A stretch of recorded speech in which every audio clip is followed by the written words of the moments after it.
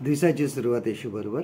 मी बऱ्याच वर्षापासून सामाजिक संस्था म्हणजे सोशल संस्थेमध्ये काम करतो आणि कुठलाही नवीन जर एखादा प्रोजेक्ट आम्हाला करायचा आहे, आम्हाला प्रकल्प एखादा करायचा आहे, तर आम्ही त्या एरियामध्ये जातो. तिथलच्या परिस्थिती आम्ही पाहतो, कुठल्या भागामध्ये आहे, तेथील लोकांबरोबर बोलतो, त्या ठिकाणच्या गावातल्या लीडर लोकांबरोबर बोलतो, पुढाऱ्यांबरोबर बोलतो आणि मग ठरवतो. ज्यावेळेस आम्ही परत येतो त्यावेळेस आमचं कोणी असं सांगतं की नाही, आता आमचे त्या लोकांबरोबर चांगले रिलेशन्स झालेले आहेत आणि मग हळूहळू आपण त्यांच्याबरोबर काम करू.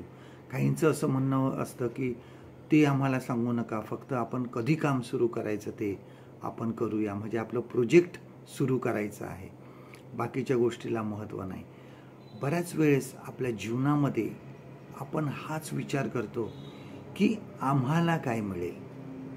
मग ते आपल्या कामाच्या बाबतीत असो, आम्ही ज्या ठिकाणी काम करतो, आमची नोकरी आहे त्या बाबतीत असो, किंवा चर्चच्या बाबतीतमध्ये असो, लोकांकडून आम्हाला काय मिळेल ही आमची अपेक्षा असते. आम्ही लोकांना काय देणार आहे ह्याकडे खूप लोकांचं कमी लक्ष असतं. आणि म्हणून आपल्याला जे काही करायचं आहे ते आपल्याकडून लोकांना काय मिळणार आहे हे पहिलं प्रामुख्याने बघणं खूप गरजेचं आहे. म्हणून आजच्या चर्चेसमध्ये, आज जागतिक चर्चेस जर बघितले तर लोकांकडून आम्हाला काय मिळेल ही अपेक्षा असते, पण आम्ही लोकांना काय देणार आहे ह्याकडे खूप कमी लक्ष असतं.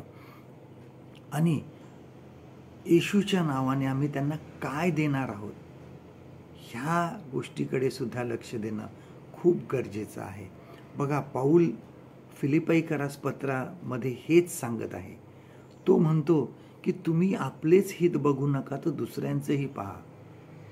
स्वतःला आपल्यापेक्षा दुसऱ्यांपेक्षा स्वतःला लीन माना. ज्यावेळेस आम्ही स्वतःला लीन मानतो त्यावेळेस आमच्यामध्ये ही भावना होते की मी कमी आहे, मी दुसऱ्यांसाठी काय करू शकतो. देव त्यांच्यावरही प्रेम करतो, देव आपल्यावरही प्रेम करतो, आणि म्हणून आम्हाला आमच्या गरजा मागे ठेवून लोकांच्या गरजा का आहे ह्या आमच्या पुढे ठेवून त्या बघितल्या पाहिजे. आजचं देवाचं वचन आपल्यासाठी हे आहे. फिलिप्पीकरास पत्र याचा 2 अध्याय 4 वचन. Philippines chapter 2 and verse 4. तुम्ही कोणीही आपलेच हित पाहू नका, तर दुसऱ्यांचीही पहा. परमेश्वर करो आजचा दिवस तुमचा आशीर्वादित करो.